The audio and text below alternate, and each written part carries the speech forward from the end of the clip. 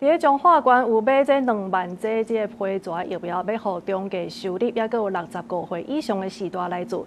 今仔日第一天开放登记，都有真侪人去排队来注文。透早9点外呢，这县内27个卫生所名额都已经抢了啊！那县政府是表示讲，伫2月底进前会搁开放4届，互民众来注文。 透早，彰化市南西北区卫生所头前人相挨相客，大家拢是来排队要注文批蛇疫苗的。但是排队的人实在伤济，有民众等几啊点钟，嘛是领无到号码牌啊。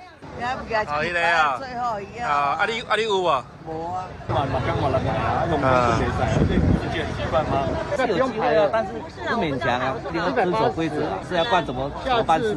彰化县采买2万剂的批蛇疫苗，要免费提供户县内中价收集户，加补助65岁时大来注射，一人爱注2剂，拢总有1万个名额。1月20开始，中价收集户会当摕通知单直接去卫生所注寄封箱。若65岁以上的时大，原本2剂爱1万外块的疫苗，只要自费6000块。第一阶段开放，全县27个卫生所伫透早9点外就全部注文了咯。这届这个皮蛇专案是拢共有1万个名额嘛，一个人爱注2剂，分5期嘛，所以每一期差不多全县才12000个名额，这期无到后期再来预约。这个如果真的还不足，我们会再跟议会来做相关的一个协商哦，那确保我们乡亲他们的健康。